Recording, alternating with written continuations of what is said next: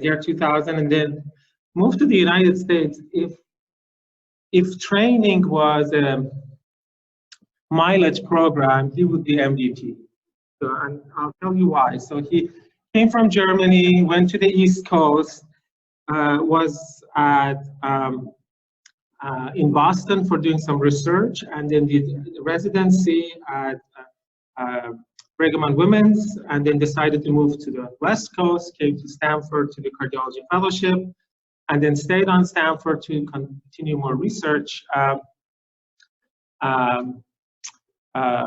to develop his research skills, and was recruited here about 2 years ago, has been in the division, and people know that he has a research interest. If you look at his CV, he's quite accomplished in terms of funding from internal, external funding while he was in California. And in terms of publications, he has quite a number of publications in journals that are very prestigious, Nature, PNAS, and even as early as last year in PNAS from some of his work in Stanford. And he's continuing to work here in metabolism, working with a very well-known scientist, Ron Tian, which he's going to share some of his work with us. And I'm excited to have Gerhard speak today.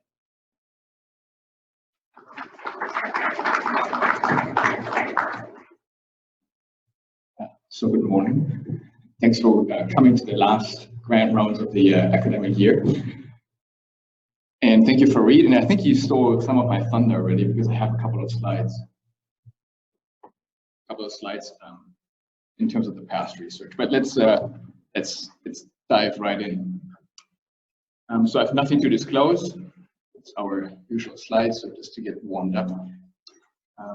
So what I'm going to talk today about is metabolism. And I know metabolism is a very broad topic, and we're going to narrow it down a bit later during the talk. But I'm going to focus on the concept that cardiac function might be metabolically driven, and going to give you some evidence. Some of them is circumstantial, so stuff that we all know, most of the time don't think about. And then there's also experimental evidence, which is coming from the lab, which most of you don't know. And then I'm going to switch over to some clinical data from a more recent clinical study on septic cardiomyopathy, and then we're going to finish up. And this is where Farid stole my thunder. I think you have seen this slide before. So this is just to try to explain a bit why I did this over very diverse research path. So this is where I started in Germany, and then went to the East Coast, went back to Germany, well, and then back to the East Coast, stayed there a little stint in East Asia, Southeast Asia, and then to the West Coast, and now here. So in terms of research, though, did some electrophysiology, some cell culture stuff in epithelial cells, and did switch to frogs, upwards electrophysiology. Did some research in Maine on sharks, very recommendable. Then back to Germany for some renal physiology. Back to the East Coast. This time it was developmental biology and hematology. And then finally I saw the light and switched to cardiology. That's the research here. And now I'm doing mostly after stem cell work.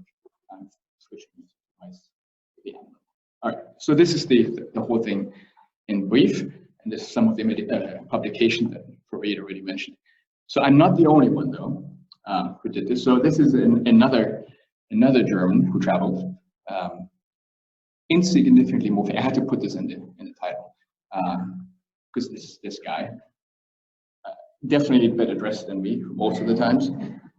So this is Alexander von Humboldt, and he is really much the father of empiric science. So what he did, what most people at his time or before him did not do, he traveled the world. And during his travels, what he did, like any good scientist, he measured and collected as much as he could. However, since he traveled so much, he was the first one to realize there is some patterns.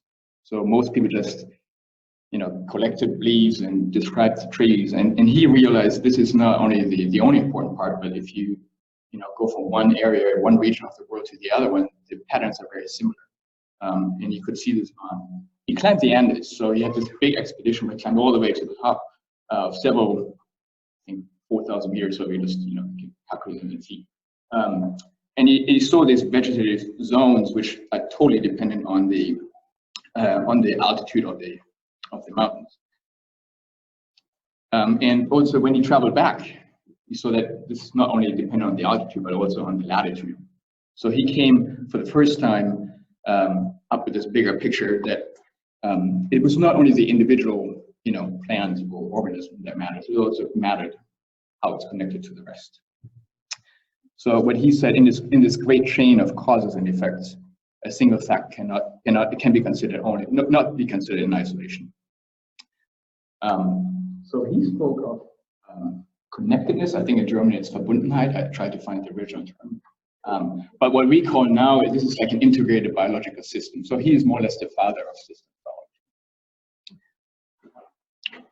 All right, you might ask, so this is now cardiology going on. What on earth, no pun intended, has this to do with clinical medicine? All right, so here's the center of our universe. But for every one of us who just works clinically, we know if we have a patient that we just consult many other specialties. So it's almost unheard of that we just treat one patient just on our specialty. We always consult and we always ask for help from our colleagues. And this is, the question is why is that? And it's very simple, because the disease does not follow a certain category. Right? So cardiology, like heart disease, is not limited to, most of the time, not only to the heart, but there's a blood vessel, the renal, the kidneys are involved. So there's a whole web of how we have to understand disease, and that's not only much. I mean, the disciplines not only interact with cardiology, obviously, but they interact with each other too. And it's best exemplified by the syndromes. So you have syndromes all over this place. So for example, pulmorenal syndrome, cardiorenal syndrome is best exemplified by this. And that is not only true clinically. So if you go to the basic science part now, the same is true there. You have all these disciplines there which are separated from each other because practically it makes sense. But biologically, that doesn't make any sense at all. And there's again, like the same thing is true here. You can put inflammation into the center, and the regulation of inflammation overlaps with a lot of these processes. And also they interact with each other. And one good example is if you look at immunology here, or if you don't, in cancer biology, this is very overlapping. There's even a field now which is called cancer immunology. And you can go with the same thing. Genetics obviously play into every single field. So just for my talk, you can put inflammation into the center here, but there's also a lot of evidence that metabolism might be a really central role. And just for the sake of simplicity for this talk, I'm just going to focus on these two. So the interaction between metabolism and myocardial biology. All right. So metabolism from now on for this talk, this is going to be a little more basic science, but not too much. It's like really just burning ATP. So ATP, turnover ATP hydrolysis. There are many other definitions of metabolism, but this is the one we're going to take for now as the one we're interested in. And we're going to focus on its role in cardiac testing as a cause for dilated cardiomyopathy, as a therapeutic target, and I'm going to show some data on cell biology as well. So this is what we know, at least most of us should know. So cardiac tests that depend on metabolic measurements or manipulation. And super simple, exercise stress test or walk test. The meds over here, metabolic equivalent, it's in the name already. Dobutamine stress test, cardiopulmonary testing, we're measuring the maximal oxygen uptake here as a measure of metabolism. So it's almost part of the name already, and this is a metabolic test. And same thing here, what we do more in cardiac output measurements, that's something we are very familiar with too. The oxygen consumption here is just a proxy for metabolism. So the proof that this is really a metabolic test is easy because we try to make the patient sweat. And if the patient sweats, then we probably have achieved our goal. So that's an easy, that's a home run. You just go through the testing and then you're like, all right, that could be true. So now if you look a little bit more carefully, let's take another example. So I just went into UpToDate and looked up, so it doesn't take any, you don't need to be a rocket scientist for this because you can just simply look it up. So UpToDate, the causes for dilated non-ischemic cardiomyopathy. So here it is, this is our normal heart, and then at some point we end up here.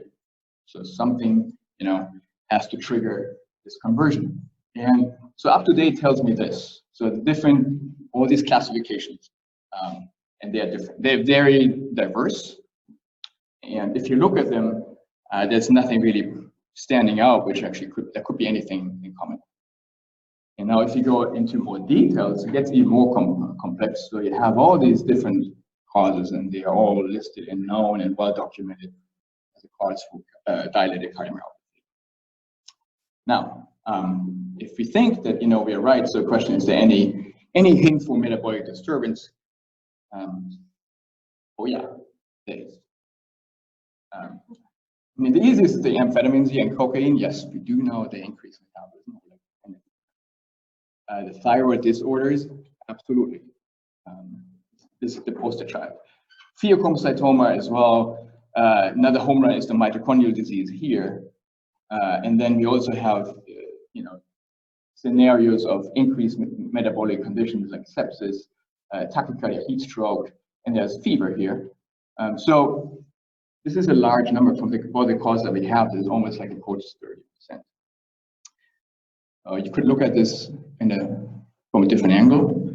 All right, so just a very simple, this is the approach we take in the lab. So you have a phenomenon here, and you try to figure out what causes it. So you have a process, so you go from here, from the normal heart to the dilated heart, and there's something happening in the middle. And then to have a better idea how this could happen, you might want to look for some factors that actually make it worse, and some other factors make it better. All right, so now we plug it in what we just learned, and you have the catecholamines here, inflammatory cytokines, thyroid hormones, amphetamines, cocaine, and then here are beta blockers. And if you know a little bit more about beta blockers, yes, they slow down the heart and they're negatively inotrope, but they also lower the overall energy turnover. If you look at brown fat, for example, they just lower the energy consumption. So you plug this in and you end up with the same conclusion. All right, so here we are. You say like, well, that's a good story, but it doesn't prove anything, right? This is a circumstantial evidence. You can pull it out of UpToDate. It can't be that exciting. And it's mostly associative. All right, so how do you get a better handle on this? Again, so here's our process. And now we're just getting a little bit more into the help from the bench, the cell biology bench. And so if our concept is true that metabolism plays a really central role in the triggering of cardiac disease, then what about if we take a genetic disease which actually has a known contractile problem? Okay, so and a lot of people work on Duchenne, so Duchenne is a very easy target. And Duchenne has the problem in Duchenne is like you have this dystrophin. Dystrophin is gigantic protein that kind of anchors the contractile apparatus to the extracellular matrix. So it's this, if you have a problem there, if you have a defect in the dystrophin, you can easily imagine that there is a contractility change. So the defect is here, yeah. So and this has been known for a while. So not a again like nothing really that would excite us too much. So what we would say is like, well, there is also a metabolic change. So this is something we could test for. And now it gets a little, for some of us, a little bit more unknown territory, and I'm going to walk briefly through. So we're starting with IPS, or no, we're using iPS cardiomyocytes. So IPS is like induced pluripotent stem cells. So we start with a patient with Duchenne muscular dystrophy, and we get some, we just draw some blood, get the peripheral blood mononuclear cells, and then through some chemical magic, we reprogram these to stem cells, and then with a little more magic, we can turn this into cardiomyocytes, which are patient-derived. And they should have the defect. So they carry the dystrophin defect. So we have cardiomyocytes from patients, human, which actually should have a structural defect. You can get a little more fancy and put even some fluorescent sensors in there, but this is not what I'm focusing on right now. And this is just the timeline down here. What you do, so you start with the stem cells, and the whole process coming from a stem cell to a cardiomyocyte takes roughly 30 to 40 days. You can go longer. And so then you start from these stem cell colonies, which express some pluripotent markers, to this nicely, so this is an 80-day-old cardiomyocyte.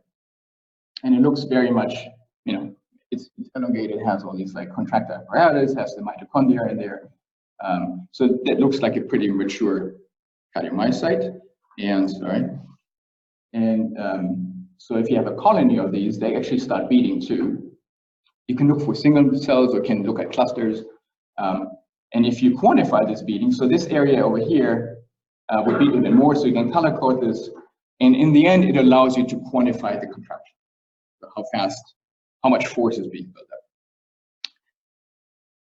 And this is just, let's see if it works. So there's a cluster that beats. It's not that impressive, but if you just tease it out and just look very high magnification, you see it. There's down here, there's the calcium signal. It's also a little dim right now, but you get the idea. And these are single cells. You can quantify now the contraction parameters. This is the calcium transient that kind of walks through. The same thing is true here. So the acquisition time was really low. So you have several calcium signals that kind of migrate the cell from here down there. So, so the main question was, can we see a metabolic defect in these cells? So we have a cardiomyocyte from a dystrophin patient, which has a known contractile problem, and we are on the search for, is there anything else? Is there a metabolic problem? And so this is our seahorse assay, and what it does, it measures the oxygen consumption. So you put this on a little tiny well, 96 wells. You put your cardiomyocytes in there, and you throw this in the machine. It looks like a big box. And then you add some drugs, and you can stimulate the oxidative phosphorylation, meaning the oxygen consumption. And depending on what drug you add, you can actually increase, you can maximize this consumption, block it completely. So that gives you a rough idea where, if something is wrong, where it happens. And so if you look at the DM, so these are the patient-derived cardiomyocytes, these are the control cardiomyocytes. So black is control, healthy, and red is from the patient. And these are different substrates to oxidize. And you see it's pretty dramatic, actually. The oxygen consumption is much, much lower in the patient-derived cardiomyocytes after they're starting beating, right, when they're beating for a while. The interesting thing is, so if you look before there's a contractility defect, even before that. So if you look at the mitochondrial membrane potential here, that is already lower, even before you can see any difference there. Now, it's not the perfect test, but it gives you a little hint, so there might be something. If you want to sum this up, this part, so there seem to be, even in a cardiomyocyte from a patient with a clear contractile problem, metabolic defects arise somewhat early on. And now you say, well, yeah. So you have a metabolic defect in a cardiomyocyte. Yeah, of course. I mean, contraction is an energy-consuming process. Of course, right? If you have a problem after a point, you should have an energy problem too. Does anyone know who that guy is? He's the Mount. The Mount from Game of Thrones. So I had Arnold Schwarzenegger at first, but I thought I should update that.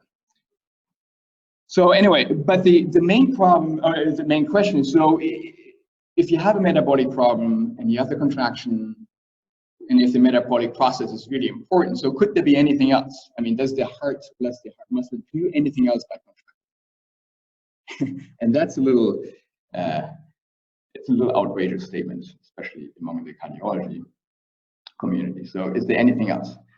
And if we want to get to the answer, so then you have to go back in time quite a bit. So now we're dealing with, you know, more than 100 years ago. And you would say, well, that's a long time ago, but they did good research there. And this is a publication from, you might recognize the name, this guy, Ernest. His first name is not Frank. Frank was his colleague, so it's Ernest Starling. And they measured, in those days, a lot already. And so they did not have the advantage of having a fancy seahorse machine where you can measure the oxygen consumption. But what they could do, they could manipulate the metabolic conditions and by turning the temperature up or down. It's a very simple test, right? I mean, you know, if it's colder, you inhibit metabolic processes, and if you go up, you do the opposite. So, and this is the setup. Now there's the dog heart here. There's the heater. It's not a water bath right now. It's just a Bunsen burner that heats the whole thing, and then has the inflow. But it's more or less the same thing what we do these days with the mouse heart, just a bit bigger. But it totally works. And this is what they found. So this is the temperature of the perfusate, so what runs in, and this is the heart rate. And that's, I mean, if you have ever this curve, if you find a relationship like this in the lab, you have done it. You know, this is a one-to-one relationship, and that's exactly what it says. So the heart rate by itself is determined entirely by temperature. So if you go up, the heart rate goes up. If you go down with the temperature of the bath, the heart rate goes down. So it's in exactly a straight line. So there's a very simple relationship between each other. And also interestingly, he said, like, even if you go up with the temperature or the pressure, the heart rate changes, but actually the cardiac output does not change. So that was, you know, those are the origins of the hemodynamics and what we teach these days. So now we switch 104 years further. So now we're going back to our cardiomyocytes, and we tried. So we asked the question at that time. So is that true? I mean, the dog heart in 1912, was that a transient phenomenon, or can we show it in there? In a human cardiomyocyte too. So we tried to do the same thing. We didn't have a good, very stable microscope setup, so we made it ourselves.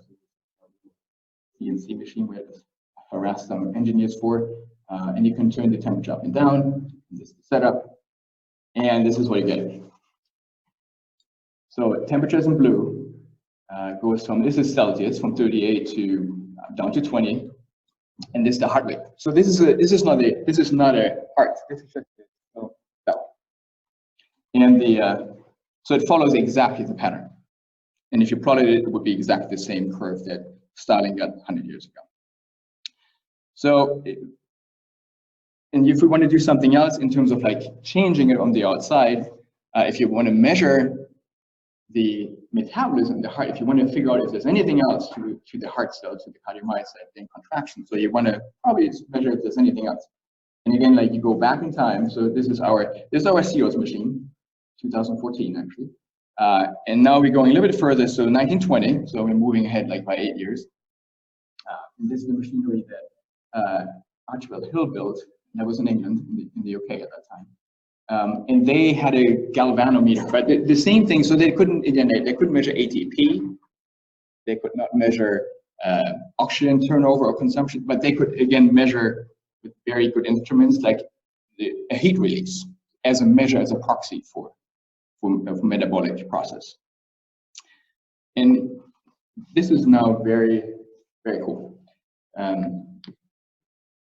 least once we go through. So this is the heart. I mean, this is the time in milliseconds, and they tested at a heart, on a dog heart. I think it's a dog heart, not exactly. And they didn't do electric shock in this experiment. They did an isotonic shock, or like a hypertonic shock, which actually makes the heart contract as well. So now, if you look at these different curves, so C is the contraction. So after a delay of 50 milliseconds, the heart starts to contract after the stimulus. However, Now, if you go a little earlier, over here, this is when they start to measure a heat release. So even before the contraction starts, there's definitely metabolism, metabolic process like in full blow. It's the overall the magnitude is low, but the onset is very distinct, and definitely in terms of milliseconds. If you look at the whole contraction process, how quick that happens, that is way in advance. And they call it the activation phase, or latency. And again, like you're dealing in the millisecond range.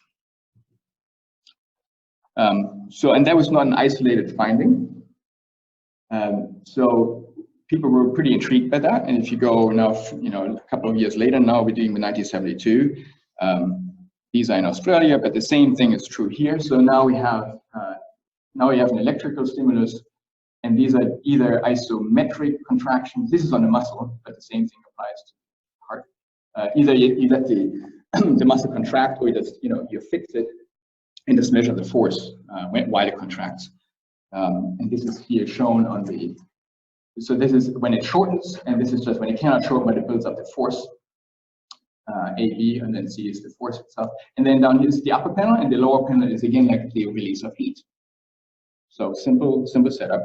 And if you zoom in a little bit here, this is where the force builds up after the stimulus.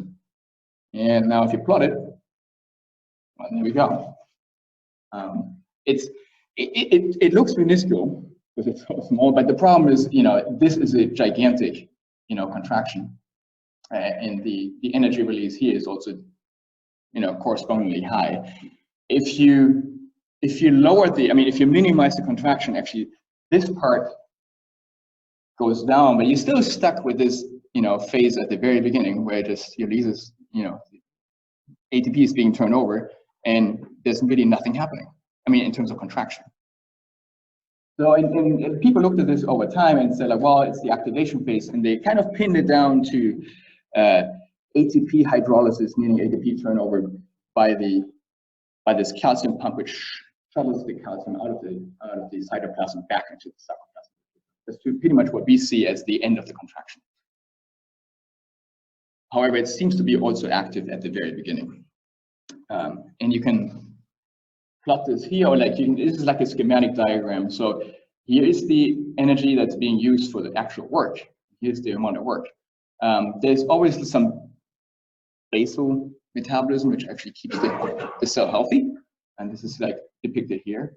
And then there's this part here, which is pretty much independent of the, it doesn't really matter how much afterload you apply, and this is there. And the funny thing is, you can't get rid of that. If you want to, if you abolish contractions, or to minimize contraction, that is still there, but you cannot have contraction without that activation phase. And so so what is it? And I have to tell you, I'm not going to give you the answer today, but it is a very highly metabolic process, even before the contraction process, initiates. And you can easily imagine it might play a major role in the triggering of the contraction itself. All right, so this is all good. The question is, can we make use of this, right? So we're dealing with patients every day, most of us.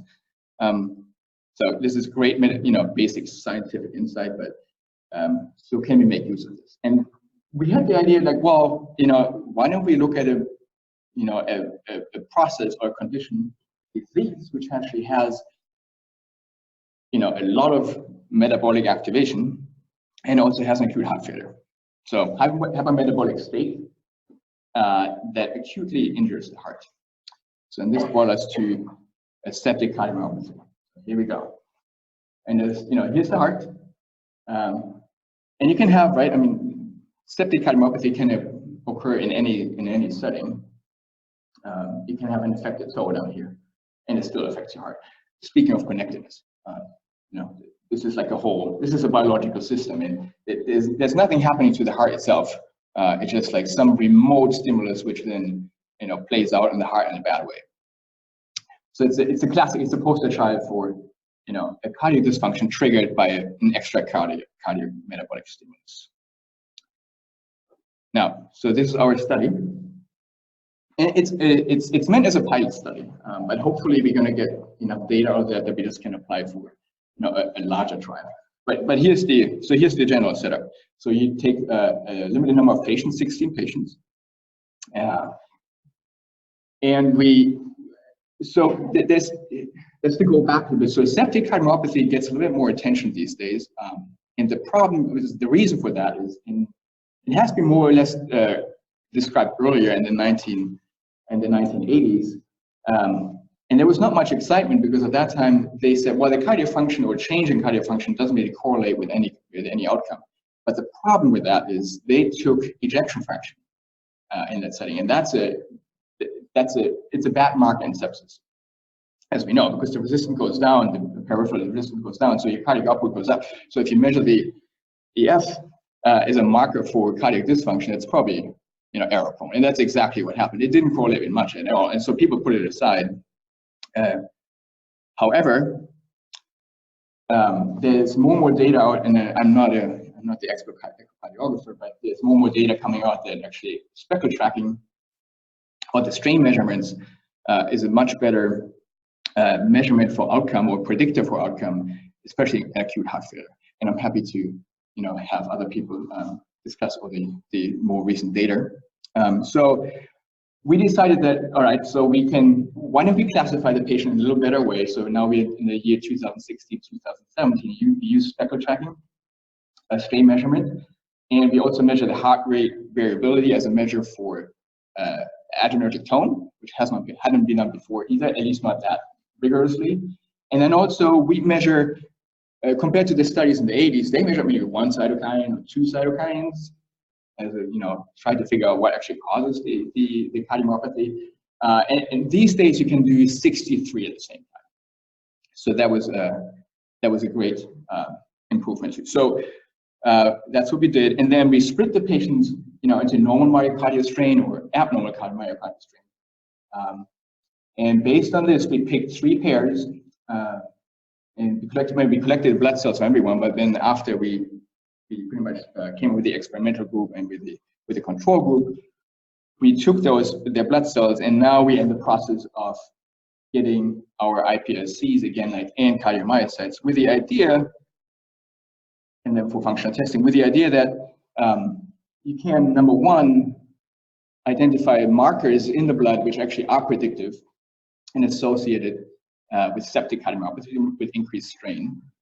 And this has never been really addressed before, but the question is, is it only just a systemic problem, or is also, do you need a heart, besides all the cytokines that float around? Do you need a heart which actually is more responsive to that? So meaning if someone, you take the same 2 patients and you have the same inflammatory milieu, but one heart responds and becomes more strained, or more injured, and the other one is totally fine. So that would be more or less, a measurement of how the heart responds. So, and with our iPS cardiomyocyte, that's exactly what we're trying to do. So the current status is we have the patients fully enrolled. They are clinically fully characterized. So we have the heart rate variability is recorded, and now the strain measurements have been done. And also very recently, it's hot off the press, we got the cytokine profile. And right now, 6 of these patients' blood cells are being reprogrammed. So, and this is now very hot off the press. So this is just like a very early glimpse. I haven't been able to look at the raw data if there's any major outlier, but these are now the 63 cytokines.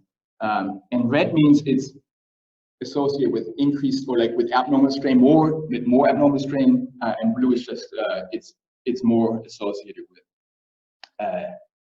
a normal cardiac function. And there obviously, once you get these more bigger data sets, it's hard to go through on the spot.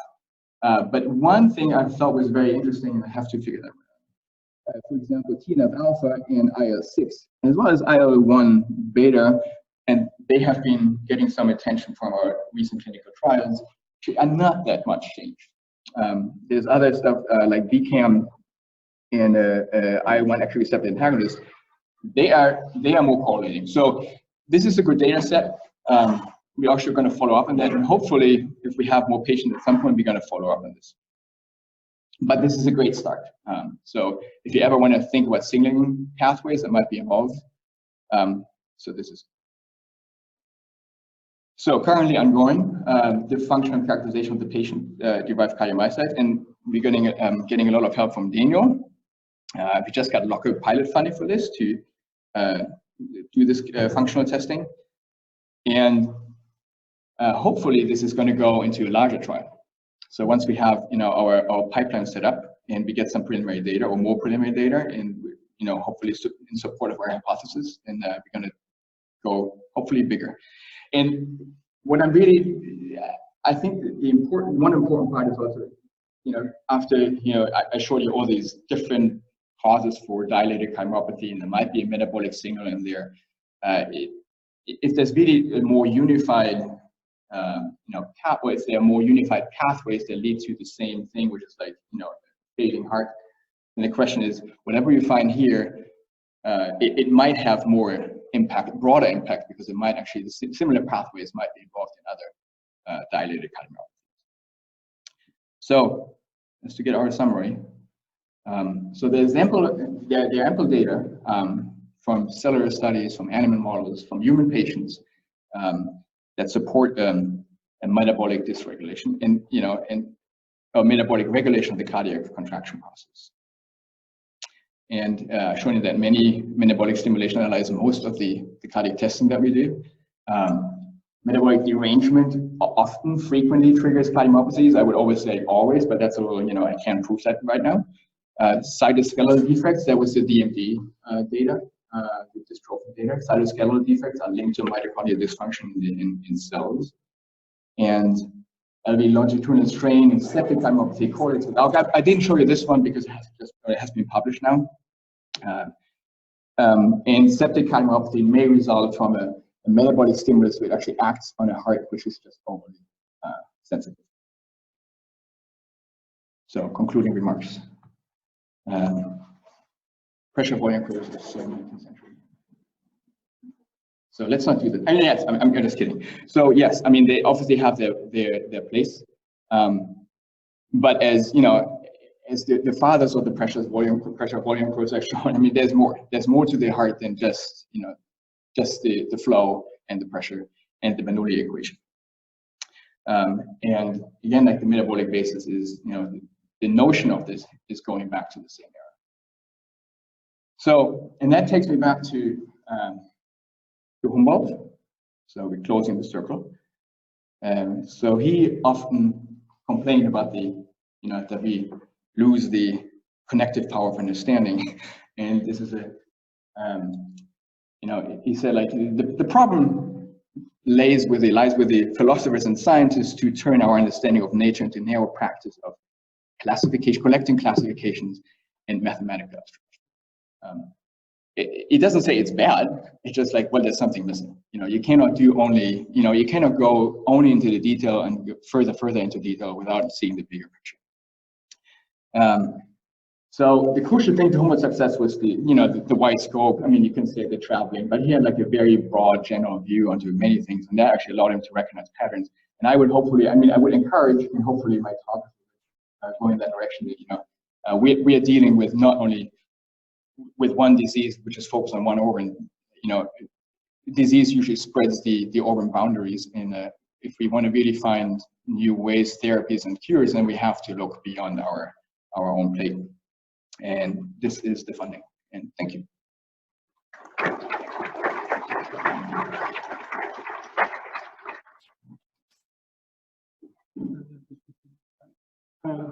Great talk, Gerhard. I'm going to start the questioning. So, very interesting about septic cardiomyopathy.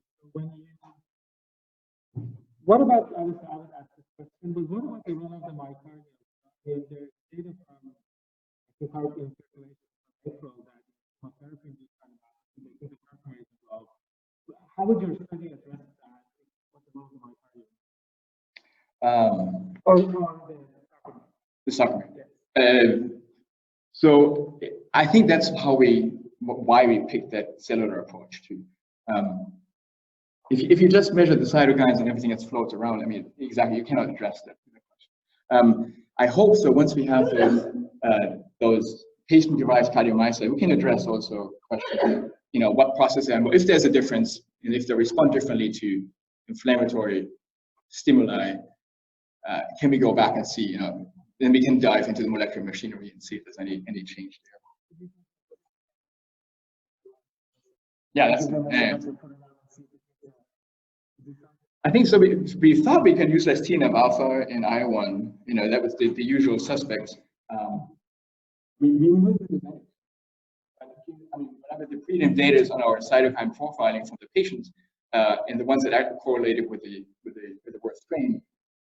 So IL-6 and IL-1 and TNF alpha were not among them. So this might be the reason why we might pick different ones, and also might explain why, you know, some clinical studies were not as hoped for.